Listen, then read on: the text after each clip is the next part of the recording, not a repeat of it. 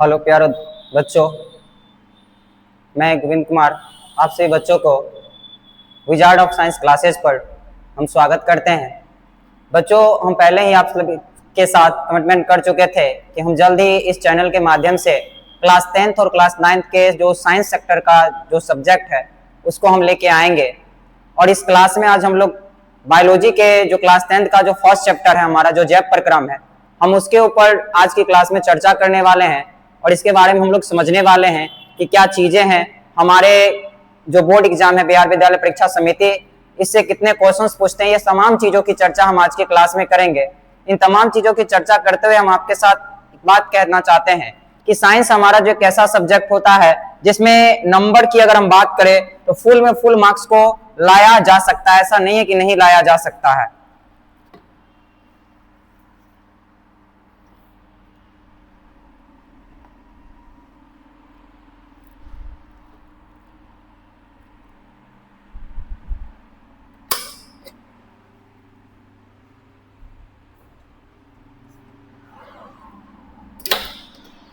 Sorry, वो pen खो गया था, उसी को पेन।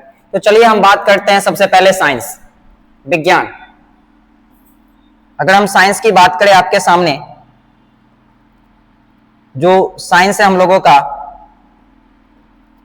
साइंस है ना, साइंस सब जो आया है, ये जो हमारा जो साइंस है जिसको हम लोग इंग्लिश में हिंदी में हम लोग विज्ञान कहते हैं, यह साइंटिया नामक शब्द से इसकी उत्पत्ति हुई है, जिसका मतलब होता है किसी भी चीजों के बारे में जानना, इसके बारे में क्या चीजें हैं।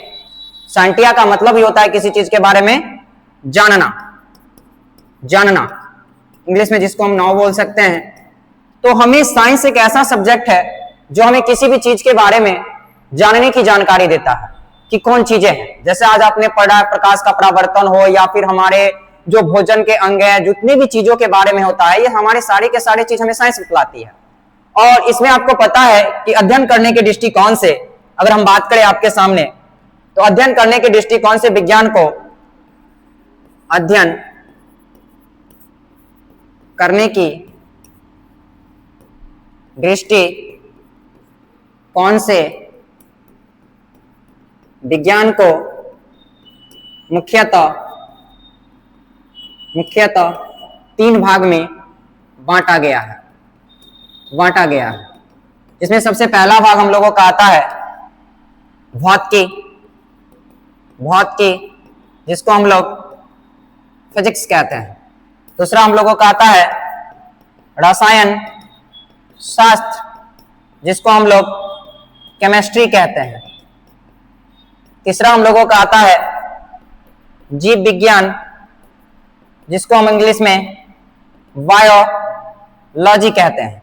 तो आपसे पूछे कि अध्ययन करने के दृष्टिकोण से साइंस को कितने भागों में बांटा गया है, तो 3 भागों में बांटा गया है, जिसमें हम लोगों का सबसे पहला जो आता है वो फिजिक्स आता है, दूसरा हम लोगों का रसायन शास्त्र आता है और तीसरा हम लोगों का जीव विज्ञान आता है, जिसको हम लोग इंग्लिश में बायोलॉजी कहते हैं। और आज की क्लास में हम लोग बायोलॉजी के ही चैप्टर, जो हमारा फर्स्ट चैप्टर है जो जैव प्रक्रम है, उन चैप्टर के ऊपर हम लोग चर्चा करने वाले हैं और इसके बारे में हम लोग विस्तार पूर्वक से जानने वाले बच्चे, है ना। तो सबसे पहले हम आपको बायोलॉजी के रूप में लेके चले, तो बायोलॉजी की परिभाषा की बात करें हम आप लोग के सामने, तो बायोलॉजी के चलते हैं लेकर सबसे पहले जीव विज्ञान, जिसको हम लोग बोलते हैं बायोलॉजी, जिसको हिंदी में हम लोग बाबू जीव विज्ञान के नाम से जानते हैं, है ना।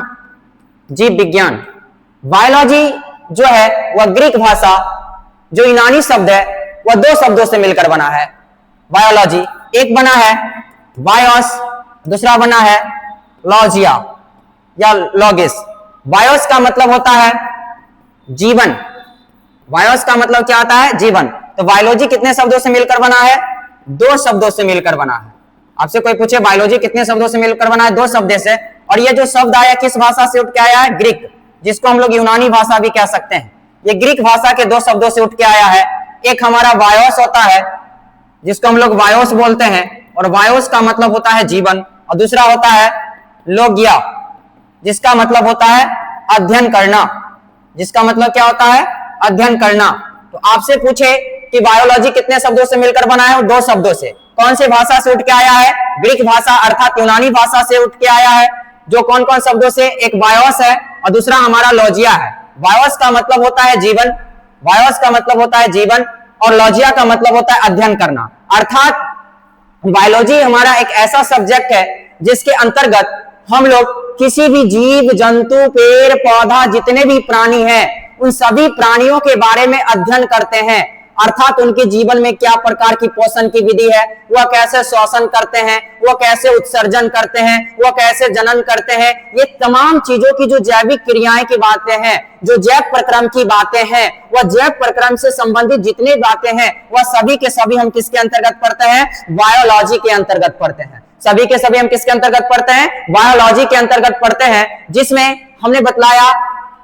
और इस जीव विज्ञान को भी, तो आपको अगर जीव विज्ञान की कोई परिभाषा पूछे तो हम कह सकते हैं कि विज्ञान की वैसी शाखा जिसके अंतर्गत हम सजीव प्राणियों के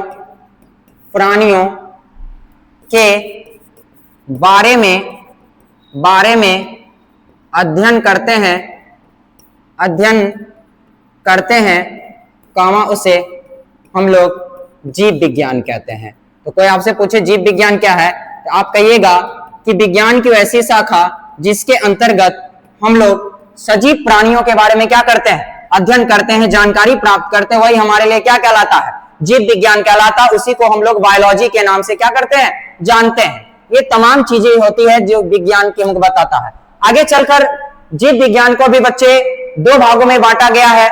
एक हम लोगों का जूलॉजी में बांटा गया है, दूसरा हम लोगों का बॉटनी में बांटा गया है। जूलॉजी कहने का मेरा मतलब होता है जिसको हम लोग जंतु विज्ञान कहते हैं, और दूसरा हम लोगों का होता है वनस्पति विज्ञान। दूसरा हम लोगों का कौन होता है?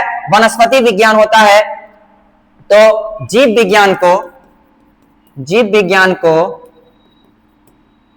विज्ञान के 2 भाग होते हैं, ठीक है। जैसे यहां पर हम बायोलॉजी की जनक यानी पिता या जनक की बात करें तो हम किसको कह सकते हैं?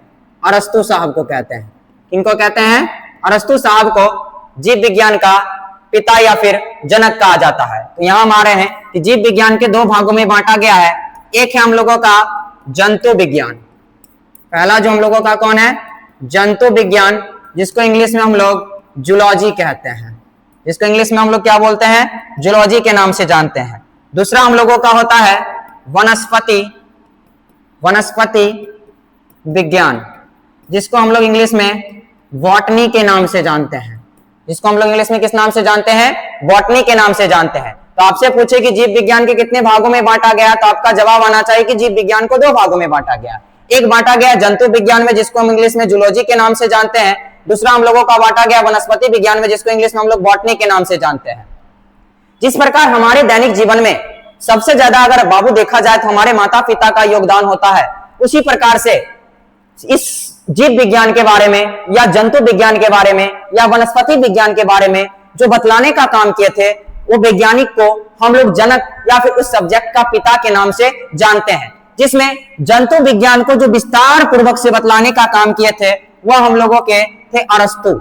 कौन थे बाबू? अरस्तु साहब। जिस प्रकार बायोलॉजी का भी जनक किनको माना जाता है? अरस्तु साहब को, ठीक उसी प्रकार से जूलॉजी का भी जनक बोले या फिर हम इनको पिता कह सकते हैं। अरस्तु का जनक और जंतु विज्ञान का जनक या फिर पिता किनको बोला जाता है? अरस्तु को बुलाया जाता है। उसी प्रकार वनस्पति विज्ञान, जंतु विज्ञान में जीव जंतु के बारे में पढ़ते हैं, और वनस्पति विज्ञान का नाम ही है वनस्पति, मतलब पेड़ पौधा के बारे में जिसके अंतर्गत हम लोग पढ़ते हैं, वो हमारे लिए वनस्पति विज्ञान कहलाता है। और इस वनस्पति विज्ञान के बाबू हमसे जनक या फिर किस चीज के बारे में पूछे? पिता के बारे में पूछे तो हम बोल सकते हैं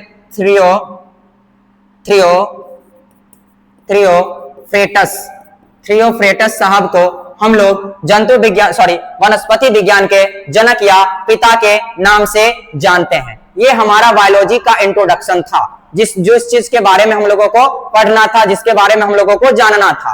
अब जो हम लोग बात करने वाले हैं वह बात करने वाले अपने सब्जेक्ट के ऊपर कि हमारा सब्जेक्ट क्या है। हम बायोलॉजी में क्लास 10th का फर्स्ट चैप्टर जो है जैव प्रक्रम, उसके बारे में हम लोग समझने वाले हैं। सबसे पहले अगर हम बात करें जैव प्रक्रम की, हम किस चीज की बात कर रहे हैं आपके सामने? जैव प्रक्रम की। जैव प्रक्रम अर्थात जिसको इंग्लिश में हम लोग कहेंगे लाइफ प्रोसेस। जितने भी समस्त प्राणी हैं इस धरती पर, जितने भी जीवित प्राणी हैं, जितने भी समस्त प्राणी हैं, उन समस्त प्राणियों को अपने जीवन को चलाने के लिए, अपने जीवन को सुचारू रूप से चलाने के लिए कुछ क्रियाएं करनी पड़ती है। वही क्रियाएं हमारे लिए क्या कहलाती है? जैव प्रक्रम कहलाती है। आप कहोगे कि सर आखिरकार क्रियाएं होती क्या है? तो सबसे बड़ी बात है कि क्रिया प्रक्रिया हम उसको कहते हैं जिसके माध्यम से जीव अपने आप को अनुसरण करते हैं, अर्थात अपने आप को सुरक्षित रखते हैं, अपने आप को प्रकृति में बनाए रखते हैं। यही सारी बातों को अनुसरण कहते हैं। और यही जो प्रक्रिया जीवों में हो रही है, इसी प्रक्रिया को साइंस के भाषा में जैव प्रक्रम की संज्ञा दी गई। और जैव प्रक्रम के अंतर्गत बाबू, जैसे अपने आप को जीवित रखना है हम लोगों को, तो शरीर में ऊर्जा चाहिए और वह ऊर्जा हमको खाना से प्राप्त होता है। और पोषण जिसको हम लोग कहते हैं, क्या पोषण हमारे जीवन को चलाने का अंग नहीं है? क्या पोषण हमारे जीवन को पोषण करने का बात नहीं है? तो पोषण करना भी जैव प्रक्रम का एक भाग ही होता है। जैसे हम बात करें सांस लेना, हमको जीवित रहने के लिए ऑक्सीजन गैस की आवश्यकता होती है जो हमें श्वसन की क्रिया से उपलब्ध होती है। क्या ये श्वसन की क्रिया ये लाइफ प्रोसेस को नहीं चलाती है? क्या इसके माध्यम से हमारा जीवन नहीं चलता है? तो क्या श्वसन की क्रिया करना जैव प्रक्रम नहीं है? बिल्कुल है सर।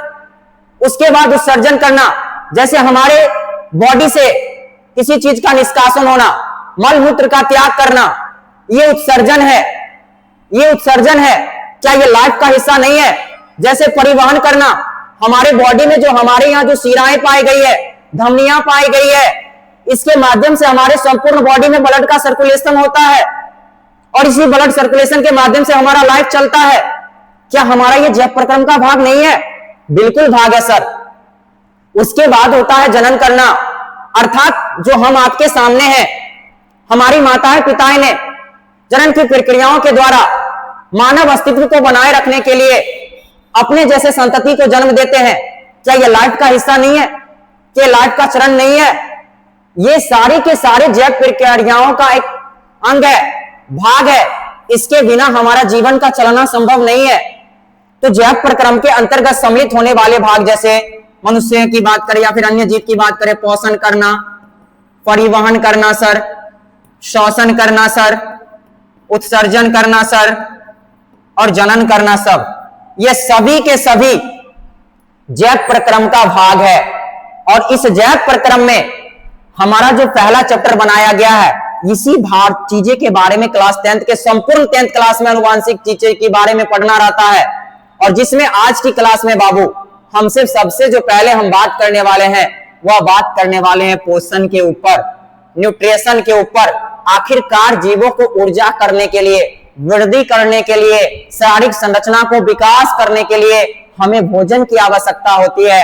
वही भोजन से हमें ऊर्जाएं मिलती है और उसी ऊर्जा के माध्यम से हम किसी काम को कर पाते हैं। तो प्यारे बच्चों, हम सबसे पहले आज जैव प्रक्रम का पोषण, तो आपसे कोई पूछे कि जैव प्रक्रम क्या है, तो कहना जैव प्रक्रम सजीव प्राणियों में होने वाली ऐसी प्रक्रिया है जो अपने आप को अनुरक्षण करते हैं। मतलब अनुक्षरण का मतलब होता है सुरक्षित रखना, अस्तित्व बनाए रखने के लिए जिन भी काम को बाबू करना पड़ता है ना, वही काम तो हमारे लिए क्या कहलाता है? जैव प्रक्रम। जैसे अपने आप को अस्तित्व को बनाए रखने के लिए हमको पोषण चाहिए, बिल्कुल चाहिए सर। पोषण नहीं मिलेगा तो हम खाना नहीं पाएंगे, तो हम ऊर्जा नहीं मिल पाएगा, हम किसी काम को कर नहीं पाएंगे। परिवहन मतलब अगर हमारे शरीर में ब्लड सर्कुलेशन नहीं होगा तो वो अंग काम करना बंद कर देगी। उसके बाद श्वसन करना, अगर सांस नहीं लेंगे तो हम मर जाएंगे। उत्सर्जन करना, अगर हमारे शरीर से मलमूत्र विषाक्त पदार्थों का निष्कासन नहीं होगा तो तरह तरह की बीमारियों से ग्रसित हो जाएंगे और इंसान मर जाएगा।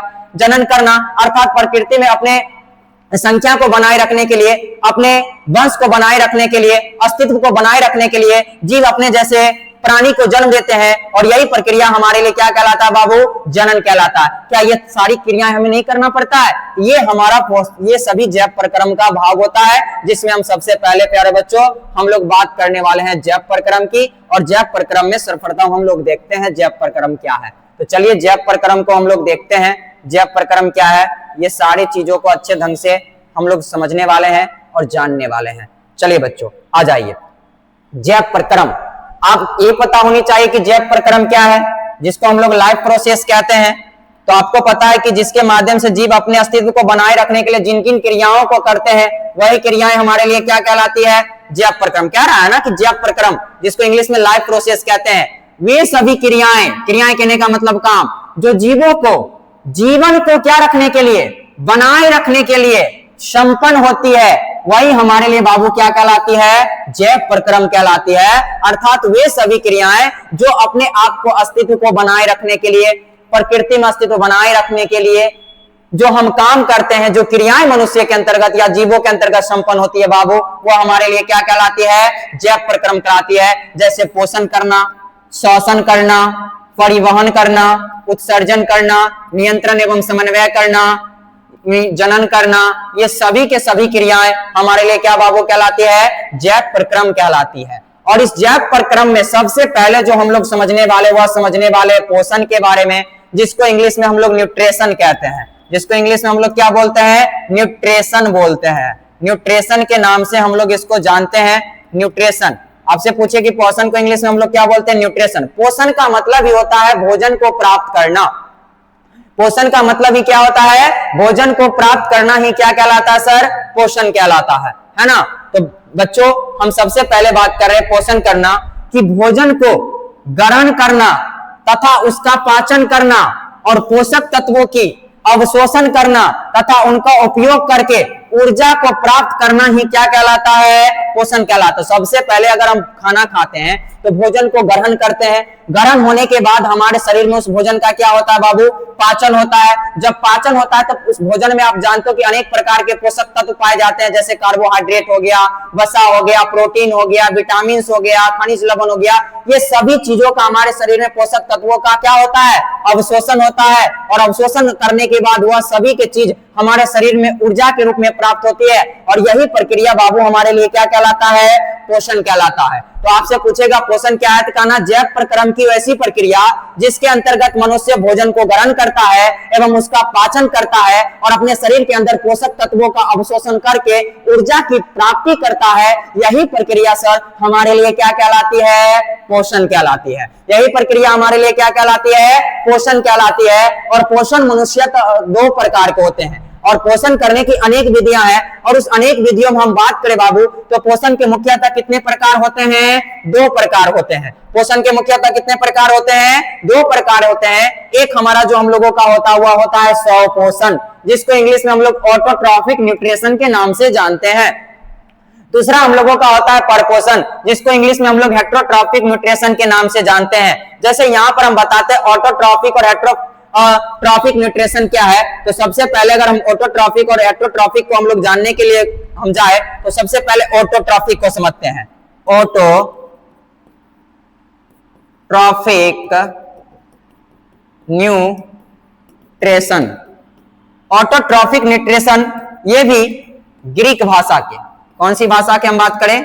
ग्रीक भाषा के 2 शब्दों से बना है। एक बना है ऑटो से, जिसका दूसरा बना है ट्रॉफिस से। दूसरा किससे बना है? ट्रॉफिस से। ऑटो का मतलब होता है खुद, यानी कि स्वयं, और ट्रॉफिस का मतलब होता है पोषण। पोषण यानी जो जीव अपना भोजन स्वयं संश्लेषित करता है, स्वयं बनाता है, वह जीव हमारे लिए क्या ऐसा जीव कहलाएगा? ऑटोट्रॉफिक न्यूट्रिशन वाले जीव, यानी कि उसी जीव को हम लोग क्या बोलेंगे? स्वपोषी बोलेंगे। तो आपसे पूछे कि ऑटोट्रॉफिक कितने शब्दों से मिलकर बना है, तो सबसे पहला सर 2 शब्दों से मिलकर बना होता है, जो किस भाषा से उठ के आया है? ग्रीक भाषा से उठ के आया है। ग्रीक भाषा के कौन से शब्द से उठ के आया है? ऑटो शब्द से आया। दूसरा किस शब्द से आया? ट्रॉफस से। ऑटो का मतलब होता है इटसेल्फ, यानी खुद से, यानी स्वयं से, और ट्रॉफस का मतलब होता है पोषण की प्राप्ति करना। ट्रॉफस का मतलब क्या होता है? पोषण की प्राप्ति करना। अर्थात जो जीव अपना भोजन स्वयं संश्लेषित कर लेता है, अपना भोजन स्वयं बना लेता है, वह जीव हमारे लिए कैसा जीव कहलाता है? तो स्वपोषी जीव कहलाता है। वह जीव हमारा कैसा जीव कहलाता है? स्वपोषी जीव कहलाता है। और इसी में हम लोग आते हैं अपने स्लाइड पर और इस चीज को देखते हैं सबसे पहले, है ना बच्चों। तो क्या रहा है? स्वपोषण। अभी तुरंत समझा का है कि ऑटोट्रॉफी कितने शब्दों से मिलकर बना है? 2 शब्दों से। और वह 2 शब्द कहां से उठ के आया है? तो ग्रीक भाषा के, एक ऑटो दूसरा ट्रॉफिक्स है। ऑटो का मतलब होता है स्वयं, अर्थात वे जीव जो अकार्बनिक पदार्थों से अपना भोजन क्या बनाते हैं? स्वयं खुद बनाते हैं। वैसे जीव को हम लोग क्या कहते हैं? स्वपोषी जीव कहते हैं। जैसे जितने भी उदाहरण में हम बात करें, हरे पेड़ पौधे हो गए, शैवाल हो गया, कुछ जीवाणु हो गया, कुछ बैक्टीरिया हो गया, ये सब अपना भोजन क्या करता है? स्वयं संश्लेषित करता है। और स्वयं संश्लेषित करने के लिए जिसमें क्लोरोफिल की मात्रा पाई जाएगी, उस पौधा या उस जीव में प्रकाश संश्लेषण की क्रिया होगी और उस प्रकाश संश्लेषण की क्रिया के माध्यम से वह जीव अपना भोजन क्या कर लेगा? स्वयं बना लेगा। वह जीव अपना भोजन क्या कर लेगा बाबू? स्वयं बना लेगा। ये सीधी चीज होती है। आगे है परपोषण। पर का मतलब ही होता है दूसरा। पर का मतलब ही क्या होता है? दूसरा। पोषण का मतलब भोजन प्राप्त करना, अर्थात जो जीव अपना भोजन दूसरे जीवों पर निर्भर रह के प्राप्त करते हैं, अपना भोजन स्वयं संश्लेषित नहीं कर पाते हैं, ऐसे जीव को ही हम लोग कौन सा जीव के श्रेणी के अंतर्गत रखते हैं बाबू? परपोषी जीव के श्रेणी के अंतर्गत रखते हैं। तो क्या रहा है ना, उसी प्रकार हेट्रोट्रॉफिक न्यूट्रिशन भी ग्रीक भाषा के 2 शब्दों से मिलकर बना है। एक बना है हेट्रो से और दूसरा बना है ट्रोफोस से। हेट्रो का मतलब होता है दूसरा और ट्रॉफ का मतलब होता है पोषण, अर्थात जो जीव अपना भोजन दूसरे जीव जंतु पर निर्भर रह के बनाते हैं उसको हम लोग हेट्रोट्रॉफिक न्यूट्रिशन वाले जीव कहते हैं। अर्थात इसकी परिभाषा देखने की हम बात करें, वे जीव जो अपना भोजन स्वयं नहीं बना सकते हैं तथा अन्य जीवों पर या उसके उत्पादों पर क्या रह करके निर्भर रहते हैं, तो ऐसे जीव को बाबू हम लोग कौन सा जीव कहते हैं? परपोषी कहते हैं। जैसे परपोषी में हम हो गए, जीव जंतु हो गया, पेड़ पौधा पर निर्भर रह के हम लोग अपना भोजन प्राप्त करते हैं, जीव जंतु पर निर्भर रह के हम अपना भोजन प्राप्त करते हैं, तो हम लोग परपोषी की श्रेणी के अंतर्गत आएंगे, क्योंकि हम लोगों के अंदर क्लोरोफिल की मात्रा नहीं पाई गई है जो हम अपना भोजन को क्या कर लेंगे? स्वयं संश्लेषित कर लेंगे। अगर शायद भगवान हम लोगों के अंदर भी क्लोरोफिल की मात्रा दिए हुए रहते तो हम भी प्रकाश संश्लेषण की क्रिया करके अपना भोजन को स्वयं बना सकते थे, जिस प्रकार से हमारे पेड़ पौधे वातावरण में बना पाते हैं बाबू। तो बात करें उसी प्रकार परपोषण को भी मुख्यतः 3 भागों में बांटा गया है। परपोषण को भी कितने भागों में बांटा गया है? 3 प्रकार के होते हैं। एक होता है मृतजीवी पोषण, दूसरा होता है परजीवी पोषण, तीसरा होता है प्राणी संपोषण। और हम लोगों के अंदर प्राणी संपोषण की विधि पाई गई है। इसको अच्छे तरीकों से हम लोग समझने वाले हैं और इसको हम लोग जानने वाले हैं। तो सबसे पहले हम बात करें मृत। मृत का मतलब ही होता है क्या? मरा हुआ। मृत का मतलब ही क्या होता है? मरा हुआ। और इसका नाम है जीवी। जो जीव मृत यानी सड़े गले चीजों से, मरे हुए चीजों से अपने भोजन की प्राप्ति करता होगा और इस प्रकार से प्राप्ति करने वाले जीव को हम लोग क्या कहेंगे? मृतजीवी। तो कह रहा है ना, वे जीव जो मृत और सड़े गले कार्बनिक पदार्थों पर निर्भर रहते और अपना भोजन की प्राप्ति करते हैं, वह जीव में किस प्रकार का पाया गया है? मृतजीवी पोषण। जैसे आपसे पूछेगा कवक में किस प्रकार का पोषण पाया गया है? मृतजीवी पोषण पाया गया है। कुछ बैक्टीरिया हो गया, उसमें किस प्रकार का पाया गया है? मृतजीवी पोषण पाया गया है। गोबर छत्ता हो गया, आप लोग देखते होंगे कि बरसात के मौसम में जब जो छोटा छोटा उजला उजला टाइप का जो पौधा उग जाता है, जो मशरूम टाइप का होता है, जिसको हम लोग गाँव घर में गोबर छत्ता बोलते हैं, उसी को कुकुरमुत्ता के नाम से भी जाना जाता है, इसमें कौन सी पोषण की विधि पाई जाती है? तो मृतजीवी पोषण की विधि पाई जाती है, क्योंकि वह सड़ा गला चीज पर उत्पन्न होता है। और जो जीव सड़ा गला चीज पर उत्पन्न होता है उसमें जो पोषण की विधियां पाई जाती है, उस पोषण को हम लोग कौन सा पोषण के श्रेणी के अंतर्गत रखते हैं? मृतजीवी पोषण के श्रेणी के अंतर्गत रखते हैं। तो आपसे पूछे कि बतलाइए कवक या फफूंद में कौन सा पोषण की विधि पाई जाएगी? मृतजीवी पोषण की विधि पाई जाएगी। कुछ बैक्टीरिया जीवाणु जो होते हैं, जैसे क्या बोल रहे हैं, सॉरी, देखिए अब गोबर छत्ता हो गया, ये समय किस प्रकार की पोषण की विधि पाई जाती है? मृतजीवी पोषण की विधि पाई जाती है ना। अब है पर का मतलब होता है दूसरा, जीवी का मतलब जीव। जो जीव किसी अन्य जीव यानी मेजबान जीव हम उसको कहते हैं जिस जीव से वो अपना भोजन प्राप्त करता है, उसी को मेजबान, अर्थात जिसके ऊपर कोई जीव रहता है ना, जैसे हमारे ऊपर कोई चीज है तो हम उसके लिए मेजबान हो गए। अगर कोई जीव हम पर निर्भर है तो हम क्या कहलाएंगे? मेजबान उसके लिए कहलाएंगे। जो जीव अन्य जीव यानी मेजबान के शरीर से पोषण की प्राप्ति करते हैं और तथा उसको क्या पहुंचाता है? हानि पहुंचाता है, वह उस प्रकार के पोषण को कौन सा पोषण कहते हैं? परजीवी। जैसे हमारे अमाशय में जो कीड़ा पाया जाता है जिसको कृमि बोलते हैं, ये क्या करता है ना कि अपना भोजन तो प्राप्त करता है लेकिन हमारे शरीर को नुकसान पहुंचाता है, तरह तरह के बीमारी से ग्रसित करता है। तो बतलाइए, हमारे अमाशय में जो पाए जाने वाले जो कृमि होता है उसमें कौन सा पोषण है? परजीवी पोषण है, क्योंकि यह कृमि किस पर निर्भर रह रहा है? हम पे निर्भर रह रहा है। तो हम उसके लिए क्या हो गए? मेजबान जीव हो गए।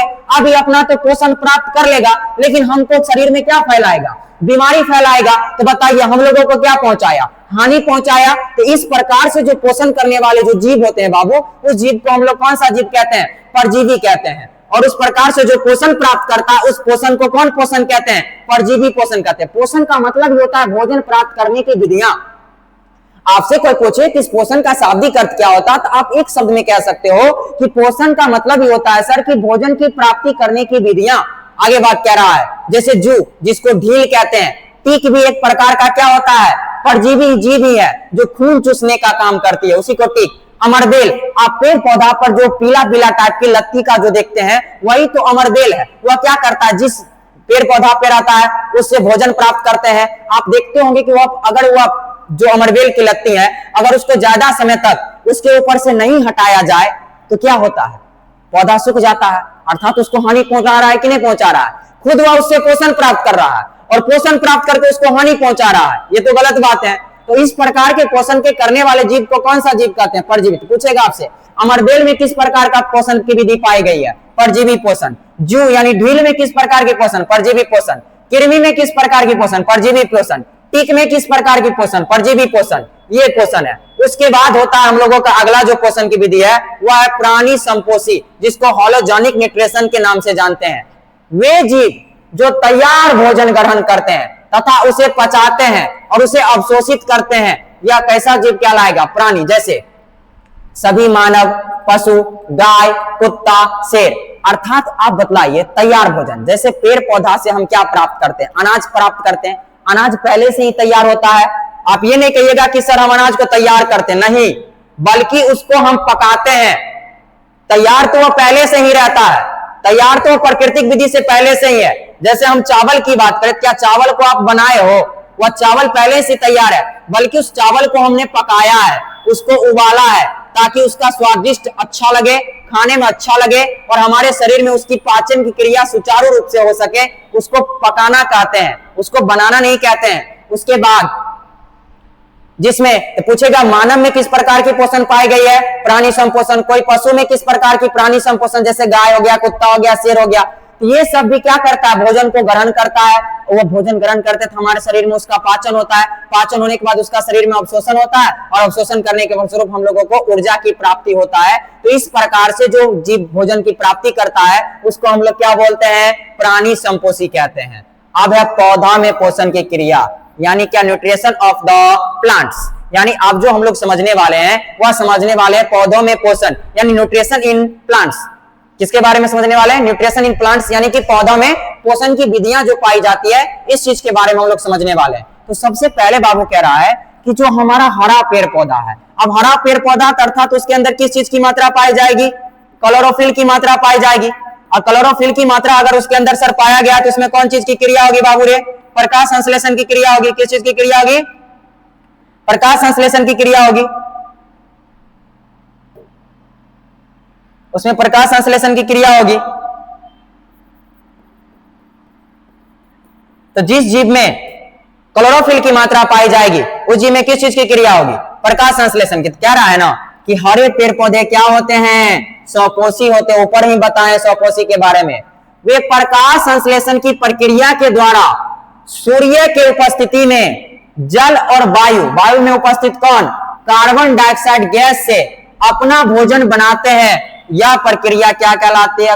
यह जो प्रक्रिया होती है वह क्लोरोफिल की उपस्थिति में पत्तियों में संपन्न होती है। अर्थात यहां से हमने सीखा एक चीज कि प्रकाश संश्लेषण कराने के लिए क्या क्या चाहिए सर? एक तो कार्बन डाइऑक्साइड गैस चाहिए, दूसरा हमें जल कहां से चाहिए? तो जल मिट्टी से पौधा अवशोषित करता है, इसलिए यहां पर मिट्टी लिखा गया। और वायुमंडल से वह क्या लेता है, कार्बन डाइऑक्साइड गैस लेता है। और क्लोरोफिल कहां पाया जाता है, तो उसके पत्ती में पाया जाता है। और जो भोजन के रूप में ग्लूकोज का निर्माण करते हैं C6H12O6, ये ग्लूकोज का 6 होता है, 612 C6H12O6, ये ग्लूकोज का सूत्र है। और बाय प्रोडक्ट के रूप में हम लोगों को क्या देते हैं, ऑक्सीजन देते हैं। ये प्रकाश संश्लेषण के, तो आपसे पूछेगा प्रकाश संश्लेषण क्रिया पौधा के किस भाग में होती है, तो आपका जवाब आना चाहिए सर कि प्रकाश संश्लेषण की क्रिया पत्ती में होता है। लेकिन एग्जामिनर हमको यहां पर फंसाता है, लेकिन हमको यहां पर फंसना नहीं है। जब क्वेश्चन एग्जामिनर हमसे यह पूछ दे कि पौधों में श्वसन की क्रिया कहां होती है, तो पौधों में श्वसन की क्रिया संपूर्ण भागों में होती है। और पौधा को प्रकाश संश्लेषण करने के लिए कार्बन डाइऑक्साइड गैस की आवश्यकता होती है। लेकिन दुनिया का जितना भी जीव है बाबू, उसको श्वसन करने की बात करेगा ना, तो जीवित रहने के लिए हम लोगों को ऑक्सीजन गैस की ही आवश्यकता पड़ती है।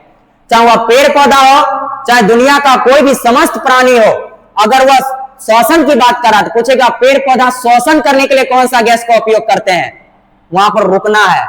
एग्जामिनर फंसा रहा है, श्वसन करने के लिए भी उसको ऑक्सीजन ही चाहिए। लेकिन बाबू जब क्वेश्चन में प्रकाश संश्लेषण लगा दे, तब उसका आंसर कार्बन डाइऑक्साइड गैस हो जाएगा, यानी CO2 हो जाएगा।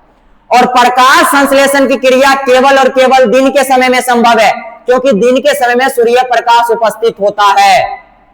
लेकिन पूछेगा पौधा में श्वसन की क्रिया किस समय में होता है, तो पौधा में श्वसन की क्रिया हमेशा होते रहता है, चाहे वह दिन का समय हो, चाहे वह रात का समय हो। लेकिन आपसे प्रकाश संश्लेषण की क्रिया की बात करेगा, तो आप बताओगे कि सर प्रकाश संश्लेषण की जो क्रिया होती है वह केवल और केवल दिन के दिनों में संभव है, न कि बाबू रात के समय में। क्योंकि रात के समय में सर क्या उपस्थित नहीं रहेगा, सूर्य प्रकाश उपस्थित नहीं रहेगा। सर क्लोरोफिल तो रहेगा पत्ती में, वायुमंडल में कार्बन डाइऑक्साइड तो रहेगा, मिट्टी से पौधा जल भी प्राप्त कर लेगा, लेकिन क्या नहीं मिल पाएगा रात के समय में, सूर्य प्रकाश। तो क्या प्रकाश संश्लेषण की क्रिया होगी, बिल्कुल नहीं होगी। लेकिन आपसे श्वसन, श्वसन का मतलब होता है सांस लेना, सांस लेने की बात करें अगर पेड़ पौधा में बाबू, तो आपका जवाब आना चाहिए कि सर श्वसन करने के लिए पेड़ पौधा को ऑक्सीजन गैस की आवश्यकता होती है, और वह ऑक्सीजन गैस पेड़ पौधा सभी समय में लेता है, चाहे वह दिन का समय हो, चाहे वह हमारा रात का समय हो, उससे मतलब नहीं है। ठीक है, ये प्रकाश संश्लेषण की क्रिया। और प्रकाश संश्लेषण की क्रिया कहां संपन्न होती है, तो पत्तियों में होती है। तो कह रहा है ना कि पत्ती में संपन्न होती है। और प्रकाश संश्लेषण के लिए क्या क्या चाहिए, कार्बन डाइऑक्साइड गैस। हम आपको यहाँ पर एक नए स्लाइड में समझा देते हैं कि प्रकाश संश्लेषण करने के लिए पौधा को क्या क्या चाहिए। ठीक है, अब समझाते हैं। प्रकाश संश्लेषण होने के आवश्यक शर्त है ना, तो सबसे पहले CO2 गैस चाहिए, पहला कंडीशन। दूसरा कंडीशन हम लोगों को जल चाहिए। तीसरा कंडीशन हम लोगों को क्लोरोफिल चाहिए, क्लोरोफिल चाहिए। और चौथी बात हम लोगों को क्या चाहिए, सूर्य प्रकाश चाहिए। चौथी बात हम लोगों को क्या चाहिए, सूर्य प्रकाश चाहिए। और प्रकाश संश्लेषण की क्रिया केवल और केवल किन के दिनों में संभव है, दिन में संभव है, क्योंकि दिन में क्या रहता है, सूर्य प्रकाश। और आपको दोनों चीज हम समझाते हैं। इधर हम लिखते हैं पौधा में श्वसन, और इधर लिखते हैं पौधा में प्रकाश संश्लेषण। श्वसन करने के लिए कुछ भी पूछे, कोई भी जीव दुनिया को क्या चाहिए, उसको ऑक्सीजन चाहिए। श्वसन कहां होता है, पौधा के संपूर्ण भाग में होता है, चाहे पत्ती होता ना, उससे मतलब नहीं है। श्वसन की क्रिया संपूर्ण भाग में, श्वसन हमेशा होते रहता है, श्वसन हमेशा होते रहता है, चाहे वह दिन का समय हो, चाहे एवं रात का समय, उससे मतलब नहीं है। लेकिन प्रकाश संश्लेषण पूछे तो केवल और केवल क्या बताओगे आप, दिन के समय में। प्रकाश संश्लेषण पूछे तो क्या बताओगे, केवल और केवल दिन के समय में। लेकिन श्वसन की क्रिया के लिए पूछेगा पौधा किस गैस का उपयोग करता है, तो ऑक्सीजन गैस का उपयोग करता है। और यह कौन से भाग होता है, पौधा के संपूर्ण भागों में, चाहे पत्ती हो, तना हो, उससे मतलब नहीं है। उसके बाद होता कब है, हमेशा होता है, चाहे दिन का समय हो या फिर किस चीज का समय हो, रात की समय हो। तो ये श्वसन की बात थी। अब प्रकाश संश्लेषण करने के लिए कार्बन डाइऑक्साइड गैस चाहिए, जो कहां से मिलेगा बाबू, वायुमंडल से मिलेगा। उसके बाद जल कहां से मिलेगा, मिट्टी से मिलेगा, जो पौधा किसके माध्यम से अवशोषण करेगा, जड़ के माध्यम से अवशोषण करेगा। क्लोरोफिल तो पौधा के पत्ती में ही पाया जाएगा, और सूर्य प्रकाश तो हमारे वायुमंडल में है ही। ये सभी चीजें मिल गई तो किस चीज की क्रिया संपन्न होगी, प्रकाश संश्लेषण। और प्रकाश संश्लेषण क्रिया के फलस्वरूप किसका निर्माण होता है, ग्लूकोज का। और साथ में किसका निर्माण होता है, जल का निर्माण होता है। सॉरी ऑक्सीजन गैस का निर्माण होता है। किसका निर्माण होता है? ऑक्सीजन गैस का निर्माण होता है, O2 का निर्माण होता है, जो हम लोग क्या लेते हैं? समस्त जीव को श्वसन करने के लिए आवश्यक गैस की आवश्यकता होती है, वो ऑक्सीजन गैस होता है। और इसे प्राणदायी गैस भी कहा गया है। इसे क्या बोला गया है? प्राणदायी गैस, क्योंकि इसके बिना जीवन चलना हमारा संभव नहीं होता है। तो ये प्रकाश संश्लेषण आपको समझ आ गया होगा कि प्रकाश संश्लेषण के लिए कार्बन डाइऑक्साइड गैस चाहिए, जल चाहिए सर, क्लोरोफिल चाहिए सर, सूर्य प्रकाश चाहिए सर। और प्रकाश संश्लेषण की क्रिया केवल और केवल किस समय में संपन्न है? दिन के समय में संभव है, क्योंकि उस समय हमारा क्या रहता है? सूर्य प्रकाश उपस्थित होता है। लेकिन श्वसन की क्रिया दिन और रात हमेशा होती है। श्वसन करने के लिए पौधा को कौन चाहिए? ऑक्सीजन चाहिए। और श्वसन की क्रिया संपूर्ण भाग में होगा, लेकिन प्रकाश संश्लेषण की क्रिया कहां होगा? पत्तियों में संपन्न होती है। मुख्यतः कहां संपन्न होती है? पत्ती में। हालांकि पौधा के कुछ भाग में ऐसे भी होते हैं जहां जहां पर क्लोरोफिल होगा ना उपस्थित, वहां भी प्रकाश संश्लेषण क्रिया होगी। लेकिन बाबू अगर आपसे मुख्यतः बात करें तो आपका जवाब आना चाहिए मुख्यतः प्रकाश संश्लेषण क्रिया कहां होती है? पत्तियों, क्योंकि पत्ती में क्या उपस्थित होता है? क्लोरोफिल उपस्थित होता है। ये सारी चीजें थी प्रकाश संश्लेषण की क्रिया से रिलेटेड बाबू। ठीक है, तो चलिए हम अपने स्लाइड पे चलते हैं। और यहां पर फर्स्ट स्लाइड, और कल की क्लास में जो हम लोग बात करने वाले हैं वह बात करने वाले हैं प्रकाश संश्लेषण की क्रिया क्या है, इसको हमने समझा दिया। और प्रकाश संश्लेषण की क्रिया में हमने आपको समझाया कि प्रकाश संश्लेषण की क्रिया देखिए यहाँ पर क्या है बाबू। तो क्या रहा है फोटो? आपसे प्रकाश संश्लेषण की क्रिया का परिभाषा पूछे तो आपका जवाब आना चाहिए कि वह प्रक्रिया जिसमें हरे पेड़ पौधे सूर्य प्रकाश की उपस्थिति में कार्बन डाइऑक्साइड का एवं जल का उपयोग करके भोजन किस रूप में? ग्लूकोज के रूप में बनाते हैं तथा ऑक्सीजन गैस को छोड़ते हैं। यही प्रक्रिया बाबू हमारे लिए क्या कहलाती है? प्रकाश संश्लेषण। इसकी समीकरण जैसे यहाँ पर कार्बन डाइऑक्साइड गैस लिया, जल लिया और प्रकाश ऊर्जा और क्लोरोफिल लिया और ग्लूकोज बनाया। ग्लूकोज का रासायनिक सूत्र क्या आता है? C6H12O6। और बाय प्रोडक्ट में हमें क्या लेके दिया? ऑक्सीजन। और पूछेगा पौधा जो अपना भोजन जो बनाता है वह पौधा अपने अंदर स्टोर करके रखता होगा, तो स्टोर किस रूप में करता है बाबू रे? मंड, या फिर क्या बोलोगे? स्टार्च के रूप में। पूछेगा पौधा अपना भोजन किस रूप में संचित रखता है? भोजन का संचित करना का मतलब होता है भोजन को जमा करके रखना। किस रूप में रखता है? मंड, या फिर क्या बोलोगे? स्टार्च के रूप में। लेकिन मनुष्य में या जीव जंतु में पूछेगा भोजन किस रूप में संचित रहता है? तो ग्लाइकोजेन के रूप में संचित होता है। किस रूप में संचित होता है? ग्लाइकोजेन के रूप में होता है। लेकिन पेड़ पौधा में पूछेगा भोजन किस रूप में संचित होता है? तो आपका जवाब आना चाहिए मंड, या फिर क्या बोलोगे बाबू? स्टार्च के रूप में संचित होता है। बाबू अब है प्रकाश संश्लेषण के प्रक्रिया के लिए आवश्यक घटक। सबसे पहले सूर्य प्रकाश होना चाहिए जो ऊर्जा का स्रोत होगा। क्लोरोफिल जो हरे रंग का वर्णक होता है जो प्रकाश को अवशोषित करने का। तो पूछेगा सूर्य को प्रकाश को अवशोषित करने का काम कौन करता है? क्लोरोफिल करता है। और कौन करता है? पत्ती करता है। पत्ती काहे करता है? क्योंकि पत्ती में सर क्या पाया जाता है? क्लोरोफिल। और यही सूर्य प्रकाश को अवशोषित करता है, खींच करके रखता है। जल का काम होता है जड़ों द्वारा मिट्टी से अवशोषित होकर पौधों तक को पहुंचाना। तो पूछेगा कि मिट्टी से जल कौन खींचता है? तो जड़ खींचता है। कार्बन डाइऑक्साइड कहां से लेता है? तो वायुमंडल से। पत्तियों को रंध्र, जिसको हम लोग एस्टोमाटा कहते हैं, एस्टोमाटा, यही एस्टोमाटा जो होता है उसको छिद्र को, द्वार कोशिका जो पत्ती में होती है उसको बंद करने का काम, उसको खोलने का काम करती है, उसके द्वारा ग्रहण करती है। उसके बाद उपयुक्त तापमान, प्रक्रिया के अनुकूल तापमान होना चाहिए, तब जाके क्या चीज की क्रिया संपन्न हो पाएगी बाबू? प्रकाश संश्लेषण। 1 2 3 4, ये मुख्यतः 4 चीजें उपस्थित होगी और प्रकाश संश्लेषण की क्रिया होगी। अगर इन चीजों में से किसी एक भी चीज की कमी हो गई तो प्रकाश संश्लेषण की क्रिया नहीं होगी। बाबू कल की जो हम लोग अगले जो लेक्चर का जो हम लोगों का जो वीडियो आएगा वह आएगा जंतुओं में पोषण। अगर आपको ये क्लास अच्छा लगा है तो अगला हम लोग जंतु में जो पोषण के बारे में बाबू जो हम लोग बात करने वाले हैं वह बात करने वाले हैं कल की क्लास में हम लोग बात करेंगे। तो आप लोग को अगर ये क्लास अच्छा लगा है तो आप हमारे कमेंट सेक्शन में एक बार जरूर कमेंट कीजिएगा और हमें, ताकि आप अपने दोस्तों के पास वीडियो को शेयर कीजिएगा, ताकि और चैनल को सब्सक्राइब करके रखिएगा। और हमारा जो चैनल है बाबू वह आप यूट्यूब पर सर्च करिएगा तो आपको आएगा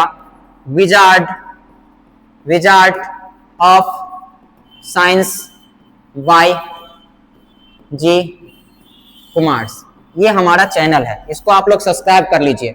और आप देखिए एग्जाम तक में हम जितनी चीजों को पढ़ाएंगे उससे 100% आपका क्वेश्चन हमारे एग्जाम में पक्का आएगा, भरोसा करिए हम पे। विगत वर्षों में हमारे द्वारा पढ़ाए गए स्टूडेंट को साइंस जैसा सब्जेक्ट में 100/100 मार्क्स आया है। और आप भी अगर आप हमारे साथ जुड़े रहिएगा तो फिक्स है कि आपको भी हम ये चीजों को पक्का सपना को साकार करेंगे। 95 प्लस तो लाना आसान है साइंस जैसा सब्जेक्ट में। और हमारी जो ऑफलाइन ब्रांचेज चलती है सिंघिया घाट में, हम कहां की बात कर रहे हैं, सिंघिया घाट में हमारी ऑफलाइन ब्रांच चलती है साइंस साम्राज्य।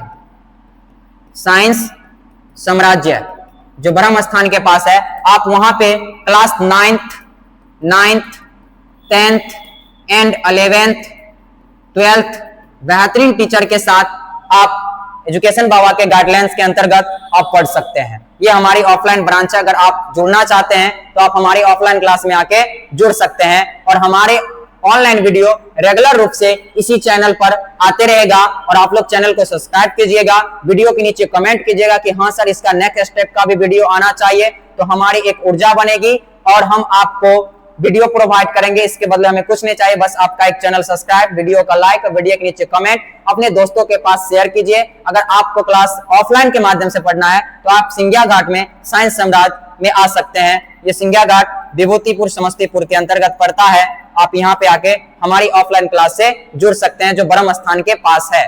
ठीक है, तो इसी के साथ हम आज की क्लास को अब एंड करेंगे और आप सभी बच्चों को हम उज्जवल भविष्य कामना करते हैं। आप अच्छे से पढ़ाई कीजिए, आपका एग्जाम का कोई ज्यादा दिन समय नहीं बचा है, मात्र 6 मंथ आपके पास समय, अच्छे तरीके से पढ़िए। तब तक के लिए जय हिंद।